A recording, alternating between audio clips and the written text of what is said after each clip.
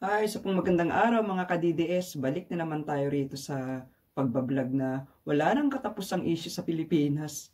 Kahapon na galit ako, di ba? Si Sharon Cuneta, binanatan ko ng gusto. Kasi alam niyo po ganito, nagsugal lang ako. Kung baga sa ano, sinugal ko lang yung vlog na yun. Kasi hindi ako makatiis na parang in a way, parang ipagtanggol. Hindi naman sa pinagtatanggol ko, pinaliwanag ko lang kung bakit yung comment ni Mr. Sunny Alcos. Tapos, nagbratatat si Miss Sharon Cuneta. Minura-mura niya, sinabihan niyang hayop, unggoy, demonyo. Grabe ang tatalim ng mga sinabi niya. Tapos nag-name dropping pa siya, di po ba? Talagang nagalit ako kasi nilalagay ko lang yung aking sarili doon sa katayuan ni Mr. Sunny Alcos na bilang simpleng mamamayang Pilipino, ordinaryong tao, na nakapagsalita ka, nakapag-comment ka sa social media, nang hindi niya naiintindihan, bigla siyang nagbratatat ng ganun. Di ba malinaw na hindi isang threat yung sinabi ni Mr. Sunny Alcos dun sa kanyang social media? Tapos bigla na lang siyang nagkaganon. Kaya nga sabi ko, nasan yung reading comprehension mo, Sharon? Kaya po ako nagbablog ngayon kasi nabasa ko yung mga comment nyo. Grabe po yung suporta ng comment. Hindi ko po ini-expect yun kasi sabi ko, si Sharon may milyon ng kanyang tagahanga. Lalo na nung 80s, sikat na sikat siya. Kaya hanggang ngayon, naniniwala ako na hanggang ngayon, marami pa rin nagmamahal sa kanya, tumahanga. Nasabi ko, pagka nagsalita ako ng laban sa kanya, pag tinira-tira ko siya dahil sa kanyang kataasan, baka tira-tirahin din ako. Pero inisip ko rin, sabi ko, paano naman tong ordinaryong tao na pinagbantaan niya? Sa totoo lang yun, siyang nagbantay, siyang nag-threat. Nang dahil lang sa reading comprehension problem niya, ayun, nakapagsalita siya ng mga maanghang na salita. Maanghang na salita dito sa kababayan natin, na taga London yata, taga rito sa UK. Naku, kapareho ko pa rito si Manong Sunny. Tapos tinake-down nga niya yung kanyang mga account. Siguro sa takot na rin. Sa takot sa'yo, Mega Sharon. Kasi grabe yung bunganga mo ng isang araw. Binasa ko yung mga pinagsasabi mo. Sino ba namang hindi matatakot? Tapos nag-name dropping ka pa. Ngayon siguro para ma-divert yung attention ng mga DDS para hindi magalit sa'yo, sinama mo pa yung pangalan ni Sara Duterte. Tapos sinabihan mo pang nakakahiya si Sunny kasi DDS tapos kahihiyan siya sa gobyerno. Ano bang ibig mong sabihin? Saka nang nag-name dropping ka, sabi mo, anak ako ni Pablo Cuneta, ang dating mayor ng Pasay. Tapos kaibigan ko si Sara Duterte. Tapos kaibigan at lawyer mo, ang DOJ Secretary na si Minardo Guevara. Bakit hindi mo sinabing asawa ako ng senador na si Kiko Pangilinan? Bakit hindi mo sinabi? Natatakot ka ba na may maraming negative na magre-react sa'yo? O sige, kaya ako nag-vlog kasi dahil dito kay Sunny Alcos, pinaparating ko lang sa'yo, Sunny, na yung vlog na ginawa ko, actually, I'm just gambling about it. Kasi kala ko maraming hindi maniniwala sa akin, maraming hindi aayon sa akin, yun ang pakiramdam ko. Pero ginawa ko yun kasi bilang ordinaryong tao, mamamayang Pilipino na naniniwala sa justice system sa Pilipinas, kaya mo lang nasabi yun. At naniniwala ako na DDS ka kasi nakikipag-simpatya tayo sa pananaw ng ating Pangulo. Against na against din ako sa mga ginagawa ni Kiko na paninira sa ating presidente. Kaya maaaring sabihin ko rin yan yung sinabi mo eh. Pero ibang example lang gagawin ko, hindi yung ganun. Lalo na babae ako. Though hindi ko inaayunan yung term na ginamit mo. Pero hindi ko talaga nakita yung threat sa sinabi mo. Kaya si Sharon Cuneta, wala siyang pwedeng maipagmalaki na kakasuhan ka. Hindi ka pwedeng kasuhan. Ayon na rin sa isang magaling na lawyer na si Nick Nangit. Unang-una, walang threat sa sinabi mo. At saka sabi pa niya, kung meron man halimbawa lang na meron. Kung ang pagbabanta mo seryoso talaga, malalaman naman yan sa kinauukulan natin. Kung mabigat, pag tinimbang yan. Hindi naman serious, hindi ka pa rin pwedeng kasuhan. Yan naaayon sa isang magaling na abogado na si Nick Nangit. Yan Kaya Mr. Sunny, kung saan man ka man naroroon, ako taga UK din. At yung anak ko nasa London, Mr. Sunny, huwag ka na matakot. Wala naman talaga siyang pwedeng maikaso sa inyo. Saka kaming mga mamamayang Pilipino, nasa likuran nyo. Kita nyo, ang daming nag-react sa aking vlog. Nagulat talaga ako. Talaga nagulat ako kasi sino ba naman ako? Isang maliit na vlogger lang ako. Kaya nga lang yung ibang vlogger na narinig ko, parang medyo ingat din sila ng pananalita kay Sharon Cuneta. Kasi nga higanting artista to eh. Maraming koneksyon, mayaman. Pero Sharon, hindi ako natatakot sa'yo. Kaya ako to ginawa. Naawa ako sa taong ginanyan-ganyan mo. Heto, babasahin ko yung sabi ni Sharon Cuneta. Kasi medyo naglaylo na siya eh. Siguro nabasa niya, naramdaman niya yung galit ng taong bayan. Yung sa mga pinagsasabi niya sa inyo, Mr. Alcos. Heto, ang sinabi niya ha. Karamihan ay binabayaran para manira ng kapwa. Mag-comment muna ako dyan. Kayo ba, Mr. Alcos, binayaran kayo? Alam ko hindi eh. Saka hindi naman paninira ang ginawa nyo. Nilabas nyo lang yung saloobin nyo, yung inyong paniniwala na yung ginawang juvenile act ni Kiko Pangilinan ay hindi maganda. At hindi rin maganda sa pananaw ng ating presidente. Kaya kaisa po natin ang presidente sa bagay na to. Kaya huwag kang matatakot. Unang-una, wala kang ang threat na ginawa eh. Okay, sige, heto ha. Sabi niya ni Sharon ha. Sharon, pakinggan mo itong sinabi mo. Siguro naglaylo ka na nga eh sa ano ng pananalita mo. Kaya nga lang, ang hindi lang maganda rito yung sinabi mong karamihan ay binabayaran para manira ng kapwa. Ako ba binayaran? Sa bagay, hindi naman ako naninira ng kapwa eh. Okay, sige. Labis na kinalungkot ng Mega Sharon Star. Ano ba yun? Mali. Ulit. Labis. Nagkakamali tuloy ako. Nagkanda, swap na yung word. Labis na kinalungkot ng Mega Star, Sharon Cuneta, ang tila pagkawala ng moral compass. Moral compass, wow. Alam mo ba yan, yung sinabi mo? Look, who's talking again? Tulad ng sinabi ko kahapon. Yung ginawa mo kahapon na bratatat, Diyos ko, yung pinagsasabi mo kay Mr. Alcos, na demonyo ka, hayop ka, na aso, mayroon pang ang aso kung natatandaan, sinabi mo. Moral compass ba yan? Unang-una na nga, hindi mo inintinding sinabi niya eh. Nagwala ka na kaagad. Ngayon, nagbumirang sa'yo kasi nag-react yung netizen, mga taong bayan. Tapos yun nga, pa-name dropping. Ang taas-taas mo talaga ng time na nagsasalita ka niya. Ngayon, lumagapak ka. O maranasan mo. Pinagmamalaki mo yung kapangyarihan, yung pera mo, yung mga kakilala mo. Pero mas makapangyarihan ang boses ng taong bayan. Kaya ako po ginawa itong vlog na to. Ayun nga, tulad ng sinabi ko, nagsugal lang ako kasi alam ko maraming nagmamahal kay Sharon eh. Kaya sabi ko sa vlog ko, sige murahin nyo na ako kung anong sabihin nyo. Alam ko hindi kayo matutuwa. Nagulat ako, kinabukasan, ang daming komento. Umayon sa akin. Talagang nagulat ako.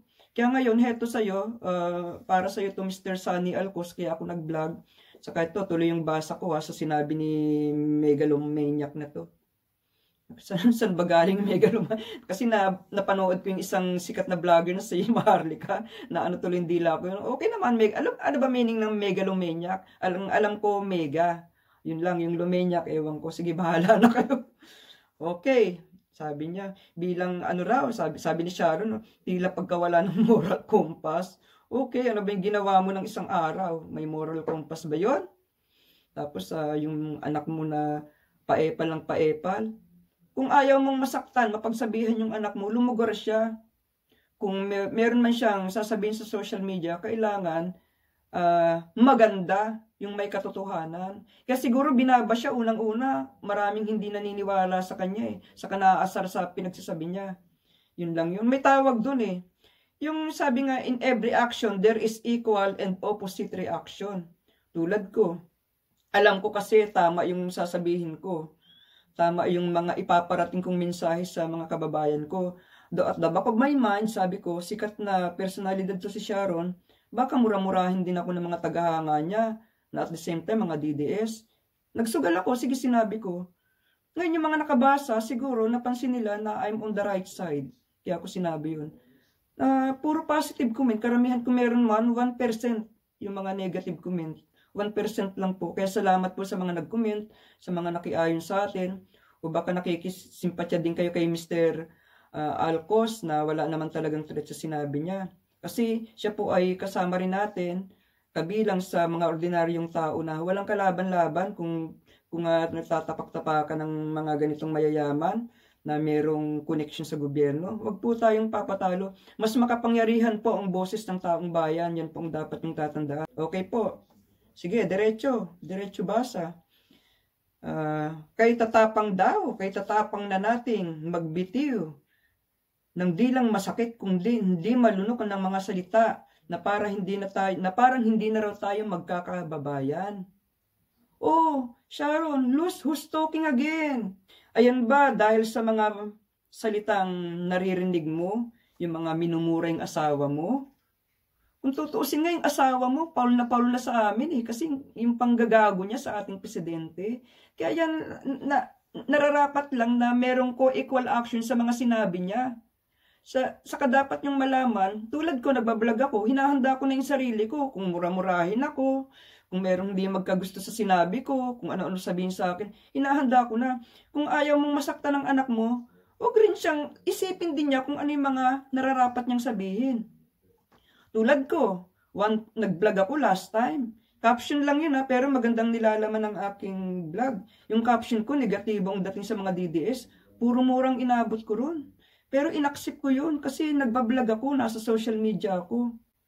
Kailangan alam natin, handa natin ang sarili natin sa anumang mga comment or mga negatibong comment na sasabihin sa atin ng tao. Kasi tayo, nasa social media. Ngayon, kung gusto nyong tumahimik yung buhay nyo, huwag kayong magsalita. O tulad niya ng isang araw, kung ano-ano sinabi mo.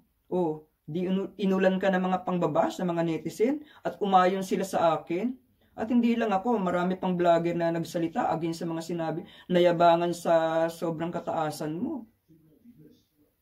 O niyayabang mo, kaibigan mo at lawyer mo since 1992, ang Secretary of DOJ. Diba? Kayabangan. You name dropping ka pa. Sana pinagmalaki mo rin. Asawa ako ng senador na si Kiko Pangilinan. Ba't di mo sinabi? Natatakot ka ba na i-bash ka ng mga DDS? Tapos bigla mo sinabi, kaibigan mo si Sara Duterte, nag-aano ka pa ng paawa. Parang naghahanap ka ng kakampi. Hindi ka nagtagumpay ron kasi hindi naniwala sa yung mga tao. Bagkos, ang nakita namin, yung kayabangan mo at kataasan mo. Palibasa, hindi ka nakatikim maging isang mahirap yung magutom. Pwede kang kumain kahit 5 times a day kung gusto mo Kaya kasiguro naging taba-ching-ching, naging parang lechon na yung Mang Tomas or whatever. Ano pa sinabi rito? Masyado raw nating tinotolerate. Sabi ni Sharon, heto pa. Masyado nating tinotolerate, kundi man ini-encourage. Karamihan ay binabayaran pa para manira ng kapwa. Oh, wow na naman. Grabe naman, Shawi. Karamihan para manira ng kapwa. Kasi hindi ka bumababa sa pedestal mo kaya hindi mo alam kung ano talagang tunay na nangyayari. Yung panahon na natin ngayon. Lagi ka lang nakakulong dyan sa malaking mansion mo. Kasi hindi ka pinanganak na mahirap. Hindi ka nakaranas ng magutom. Kaya ganyan na lang talaga yung kataasan mo. Hindi talaga kita maabot. Kahapon nga, parang gusto ko ng yung tumingin ako sa taas kasi parang hindi kita maaabot. Ito, hanggang lang to, kisame lang to sa amin Siguro dapat tumingin ako sa labas ng bahay para makita ko yung langit. Talagang hindi kita maaabot. O sige, sa'yo naman, Mr. Sunny. Alam mo, Mr. Sunny Alcos, nararamdaman ko yung naramdaman mo. Alam ko, tinake down mo yung account mo kasi tinakot ka nitong bruha na to. Ngayon, nakita ko yung pulso ng taong bayan. Akala ko nga magagalit sila sa akin Kasi di ba si Sharon during the 80s, ang dami talagang nagmamahal at yung sumusubaybay sa kanya, mga fans niya, mga fanatic na fans. Ngayon sabi ko, sige, bahala na. Gusto ko lang pagtanggol tong yung katulad mo na hindi naman kasing yaman ni Sharon Cuneta. Doon nasa UK tayo, kahit papano, okay na yung buhay natin dito. Pero we're still ordinary citizen, di po ba? Tapos bigla kang binangga ng nagtatatalak na megalomaniac na to. Kung makarating sa yung mensahe ko, maraming nakikisimpatya sa iyo, pero yung isa sa mga magagaling na attorney na si Nick Nangit, siya sa Karambola kaibigan siya nila Attorney Cruz. Naniniwala siya na walang threat sa sinabi mo. At kami rin, maraming naniniwala na hindi threat yung sinabi mo. So, syempre, meron ka lang word na sinabi na hindi maganda, pero hindi pa rin yun sapat para sabihin may threat sa karapatan mo yun. Unang-una, alam namin na ang tinutumbok mo ron, yung pinupunto mo, na ginawa ng asawa nitong megalomaniac na to. Yung si Kiko Matchinga. Ay nga, nasabi, kung ano-anong pinagsasabi, grabe. Hindi ko lang hawak yung sinabi niya, pero binasa ko pa sa isang vlog ko. Grabe talaga, parang nangilabot ako. Sabi ko, heto ba si Sharon? Bukod sa mga parang halos pagmumura, hindi naman talaga mura. May sinabing hayop, demonyo, aso, hindi kita tatantanan kahit maubos ang pera ko or kayamanan ko para mahanap ka lang.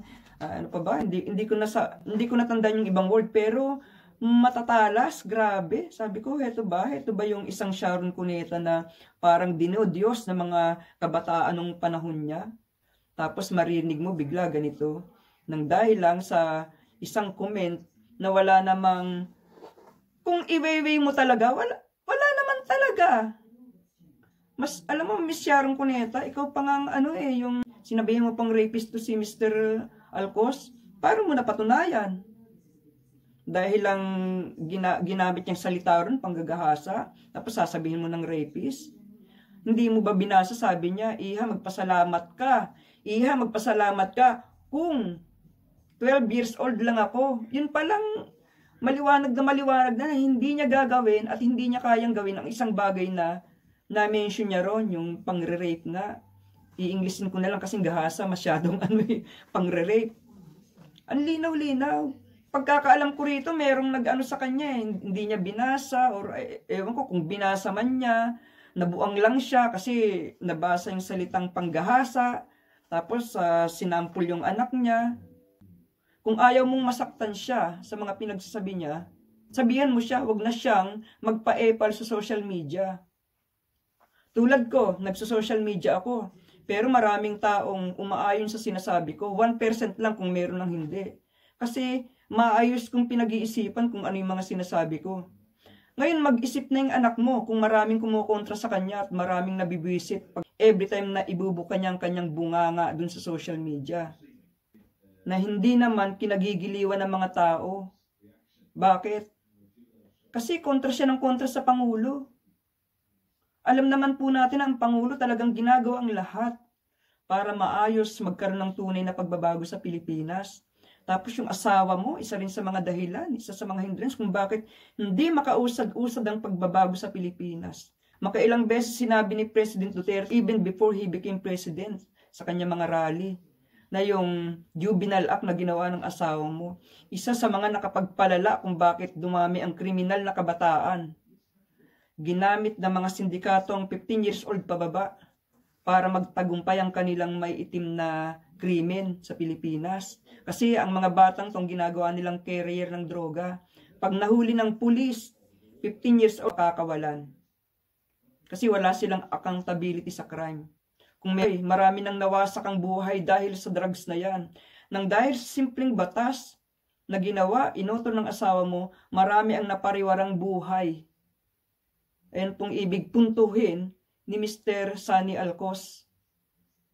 Kaya ba't ka nagbababratatat dyan sa social media? Tapos, ang galing mo pa magsabi, karamihan binabayaran. Pero hindi po ako binabayaran. Itong salamin na ginagamit ko, binili ko yung sarili kong bulsa para makapag-vlog ako. Etong tinta rito sa papel na sinulat ko, sarili ko pong sarili kong pera yan. Yung ballpen na ginamit ko, pati itong kahit kapirasong papel din to, kahit paano ginastusan ko yan, no? Hindi, sige, serious tayo. Ito, nag-aakusa ka na naman Sharon Isang accusation na naman sa amin yung mga siguro nagsasalita ka kasi nasasaktan ka, binabanatan yung anak mo sa social media, binabanatan yung asawa mo, binabanatan ka na rin. Pero hindi ako bayaran. Libre to. At hindi rin ako nababayaran ng YouTube kasi ang aking following konti lang. Okay lang.